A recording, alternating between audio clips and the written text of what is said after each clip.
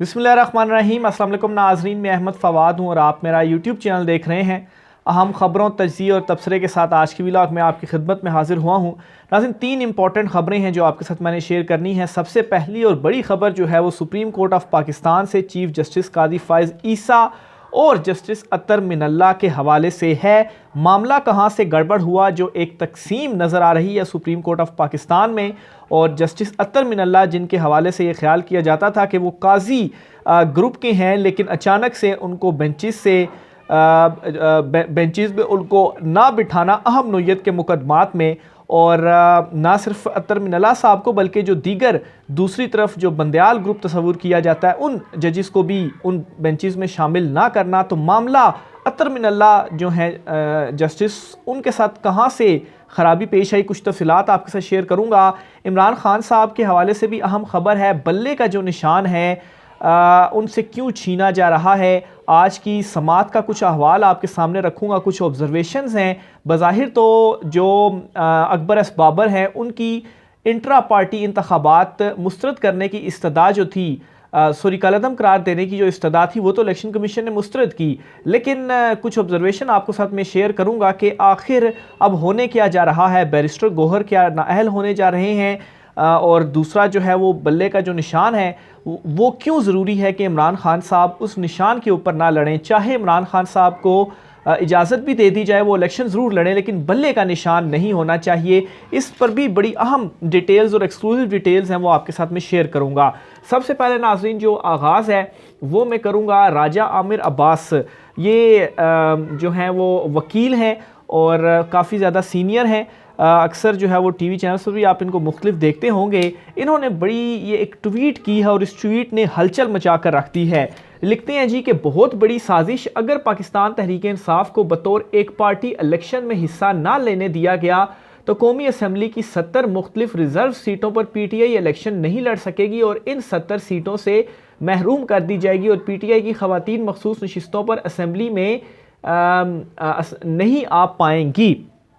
तो अब नाजरीन इसको आपने इंट्रा पार्टी इंतखाबात के साथ जोड़कर जो है वो देखना है कि क्यों इंट्रा पार्टी इंतखाबात इमरान खान साहब के लिए जो मसाइल हैं वो बनाए गए और क्यों जो पिटीशंस हैं वो दायर की गई। और अगर बल्ले का निशान नहीं होता और पाकिस्तान तहरीक इंसाफ बतौर जमात जो है वो इलेक्शन में हिस्सा नहीं लेती तो ठीक है, इसके ऊपर इमरान खान साहब का ये प्लान है कि आज़ाद उम्मीदवार वो अपने खड़े करेगी इलेक्शंस में। लेकिन अब फिर यहाँ पर जो जिस नुक्ते की जानिब से राजा आमिर अब्बास साहब ने भी निशानदही की है कि वो जो आज़ाद उम्मीदवार होंगे फिर जो वो तो फिर रिज़र्व सीटों के ऊपर तो नहीं आ पाएंगे। पाकिस्तान तहरीक इंसाफ की जो ख़वातीन वर्कर्स हैं या दीगर अक़लियतों की जो नशिस्तें हैं, क्योंकि जब पार्टी एक जो होती है तो उस हिसाब से आपकी जो ये सीटें तकसीम की जाती हैं। चूँकि ये 70 रिज़र्व सीट्स होती हैं तो इनका भी बहुत बड़ा किरदार है पार्लियामेंट के अंदर, क्योंकि बराह रास्त इंतखाबात तो मुकम्मल नशिस्तों के ऊपर नहीं होते, 266 नशिस्तों के ऊपर होने हैं और 336 नशिस्तें हैं जिनके जो कि पार्लियामेंट बनेगी इस मरतबा की, क्योंकि 6 नशिस्तें कम हुई हैं। वैसे 342 थी तो फाटा इंतज़ाम के बाद 6 नशिस्तें कम हुई हैं। इसी तरह से बराह रास्त 272 पर होते थे, अब 266 पर होंगे। तो बराह रास्त जो मुंतखब होकर आएंगे उसके बाद रिज़र्व सीटों पर भी आपने जिस पार्टी की जितनी होती है सीट्स होती हैं उस फार्मूले के तहत उनको ये रिज़र्व सीटें भी दी जाती हैं। तो पाकिस्तान तहरीक इंसाफ अगर आज़ाद भी आ जाती है तो ये 70 सीटें बहुत बड़ी एक ये तादाद है। तो इसको आपने इंट्रा पार्टी इंतखाबात के कालअदम करार देने के लिए जो दरखास्तें दायर की, इस नुक्ते से आप अगर सोचें तो एक बहुत बड़ी साजिश है जिसकी तरफ राजा आमिर अब्बास की जानिब से जो निशानदेही है वो की गई है। जहाँ पर इमरान खान साहब की नाअहली या इमरान खान साहब को सज़ा या जेल में रखने का मामला है वो उसको तो बिल्कुल आप साइड पर कर दें। अगर इमरान खान इलेक्शन लड़ते भी हैं और जो नाअहली इमरान खान साहब की वो ख़त्म भी होती है तो उसके बावजूद भी अगर पार्टी का लादम हो गई फिर ये भी हो सकता है कि नई पार्टी रजिस्टर करवाएं, लेकिन अगर वो ऐसे टाइम के ऊपर होती है कि नई पार्टी रजिस्टर नहीं हो सकती और फिर आज़ाद लड़ना पड़ेगा, तो इस पॉइंट के ऊपर जो मसाइल हैं वो इमरान खान साहब के लिए बन सकते हैं। आज जो समात हुई है उसमें एक तो नाज़रीन Pakistan Tehreek Insaf intra party election दोबारा कराने की अकबर एस बाबर की इस्तदा जो थी वो मुस्तरद हुई है। अब इसको बहुत सारे लोग इस तरह से भी पेश कर रहे हैं कि ये एक अच्छा शगुन था पीटीआई के लिए कि इनिशियल लेवल के ऊपर उनको ये जीत हुई है कि अकबर एस बाबर की ये दरख्वास्त मुस्तरद हुई है। नो डाउट कि एक तरह से ये रिलीफ है, लेकिन मैं दूसरा रुख भी आपके सामने रखना चाहूँगा, क्योंकि बेंच जो मेंबर थे, जो कमीशन था जिसने इस केस की समाअत की, उन्होंने एक ये तो कह दिया कि इंट्रा पार्टी इलेक्शन जो हैं वो कालादम हम करार नहीं देंगे। इसको आप इस तरह से भी देख सकते हैं कि अगर आगे चलकर पाकिस्तान तहरीक इंसाफ के लिए मसाइल क्रिएट करना हुए तो बजाय इसके कि इंट्रा पार्टी इलेक्शन का कदम करार दें, वो ये करार दे सकते हैं जी कि आपने इंट्रा पार्टी इलेक्शंस जो हैं वो आपको टाइम दिया गया था, आपने उसके बावजूद भी इंट्रा पार्टी इलेक्शन कानून के मुताबिक नहीं करवाए, तो पार्टी को ही आपकी जो है वो ख़त्म कर दिया जाता है। तो कोई जो है वो बैद नहीं या कोई इस तरह की उम्मीद नहीं है कि इलेक्शन कमीशन इस तरह का जो फैसला है वो नहीं देगा। तो हो सकता है वो ना भी दे, लेकिन आज की जो ऑब्जर्वेशन है ख़ासतौर पर इस नुक्ते के हवाले से वो मैंने आपके सामने रखी, और फिर वो जो मैंने आपको पॉइंट बताया उसके साथ मिलाकर आप देखें तो चीज़ें इस तरफ जाती हुई भी नज़र आ रही हैं। इस वक्त कोई कानून, कोई आइन, आप भूल जाएं सारी चीज़ों को कि कुछ है, बस जिसका जो ताकतवर है, जो उनका दिल कर रहा है, वो वही चीज़ें कर रहे हैं।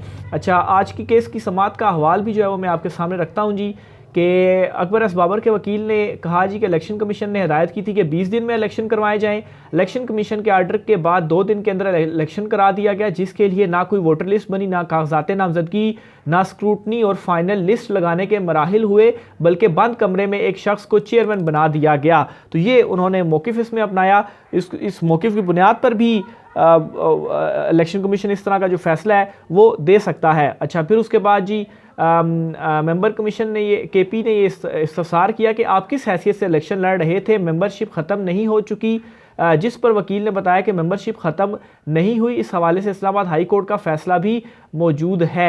इलेक्शन कमीशन के मेंबर इकरामुल्लाह ने इस्तफसार किया कि आप आइन को चैलेंज कर रहे हैं या इंट्रा पार्टी को, जिस पर वकील ने कहा कि हम इस इलेक्शन को तस्लीम ही नहीं करते। वैसे तो बहुत सवालिया निशानात हैं अकबर एस बाबर के ऊपर भी, दूसरी जमातों के भी इंट्रा पार्टी इलेक्शंस जो हैं अगर उनको देखा जाना चाहिए जिस तरह से पाकिस्तान तहरीक इंसाफ को देख रहे हैं तो वो भी नहीं रुकते। लेकिन सिचुएशन को आपने अंडरस्टैंड ये करना है कि इस वक्त हर चीज़ इमरान खान साहब के, पाकिस्तान तहरीक इंसाफ के मुखालिफ हुई है।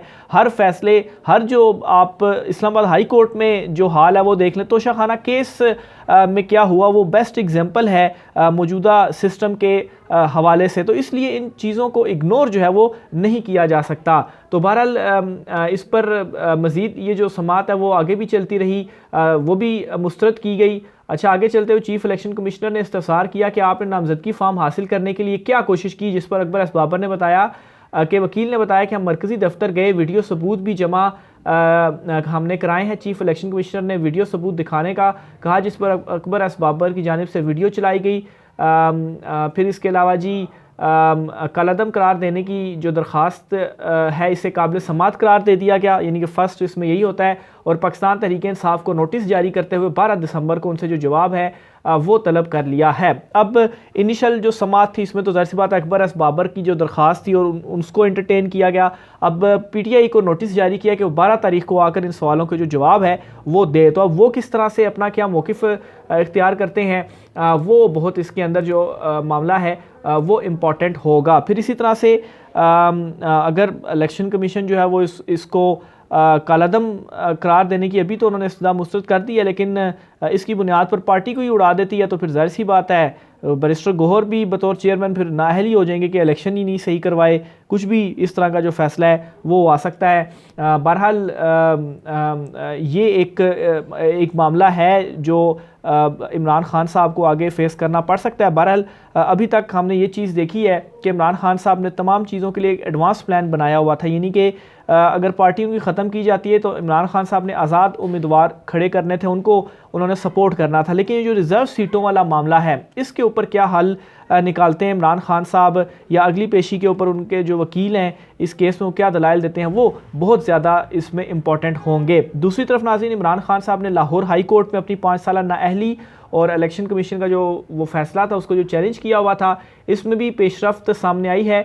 और लाहौर हाई कोर्ट के जस्टिस शुजात अली खान ने साबिक चेयरमैन इमरान खान की तोशाखाना केस में 5 साल नाअहली की दरख्वास्त 5 रुकनी लार्जर बेंच को भिजवा दी है। तो ये 5 रुकनी लार्जर बेंच एक तरह से ठीक भी होगा, क्योंकि हाई कोर्ट में भी सेम नौयत की दरख्वास्त मौजूद है। तो सवाल ये आ सकता है कि इस्लामाबाद हाई कोर्ट में चीफ जस्टिस आमिर फारूक साहब उसको सुन रहे हैं, तो अगर वो 5 लार्जर बेंच बना दिया गया तो इसका मतलब ये है कि फिर एक जज पर मुश्तमिल बेंच का जो फैसला होगा उसके मुकाबले में 5 रुकनी लार्जर बेंच जो है उसको देखा जा सकता है। और यहाँ पर हाई कोर्ट में तो मामला ये है कि चीफ जस्टिस आमिर फारूक साहब सारे केस इमरान खान साहब के अपने पास ही लगाते हैं, तो इसको अगर वो बेंच बनाना चाहें लार्जर तो भी बना सकते हैं। लेकिन ये एक बड़ा मुस्बत पेशरफ्त हुई है इमरान खान साहब की 5 साल नाअहली के हवाले से।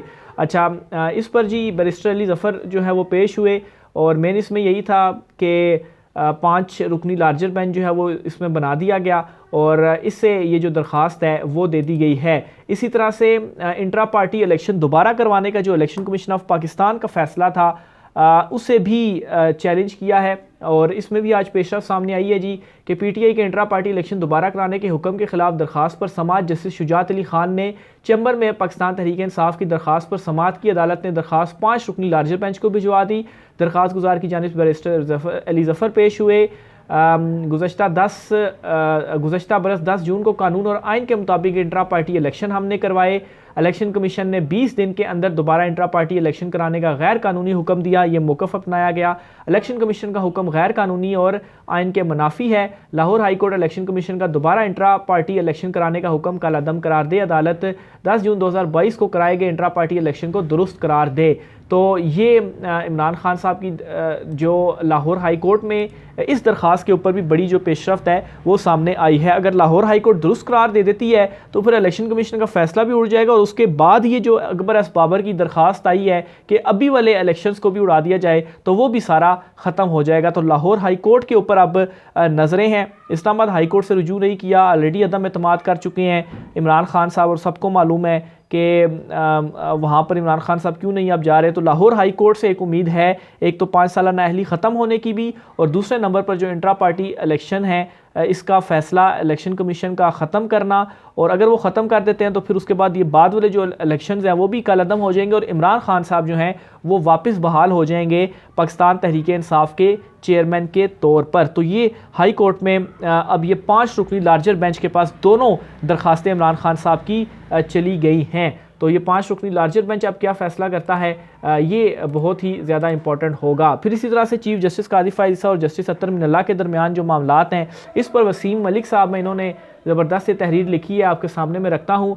गुज़श्ता रोज़ चीफ जस्टिस की सरबराही में 3 रुकनी कमेटी ने साबिक वज़ीर-ए-आज़म ज़ुल्फ़िकार अली भुट्टो और साबिक जज इस्लामाबाद हाई कोर्ट बरतरफ़ी केस समाअत के लिए मुकर्रर किए तो दोनों बेंचेस में जस्टिस अतर मिनल्लाह को शामिल नहीं किया। हालांकि 17 सितंबर जब से कादी फ़ाइज़ ईसा चीफ जस्टिस बने हैं हर अहम मुकदमे में जस्टिस अतर मिनल्लाह को शामिल किया जाता है। 28 नवंबर को परवेज़ मुशर्रफ मरहूम केस की समाअत के दौरान सिंध हाई कोर्ट बार के वकील रशीद रिजवी के दलाइल के दौरान चीफ जस्टिस की ऑब्जर्वेशन से जस्टिस अतर मिनल्लाह ने इख्तलाफ किया।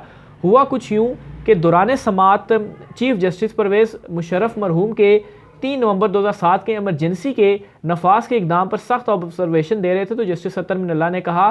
फिर इसी मुशर्रफ ने 12 अक्टूबर को भी आइन तोड़ा, असेंबलियाँ तोड़ी। मुशर्रफ मार्शल लॉ का कानून कहने वाले जजों का भी ट्रायल होना चाहिए।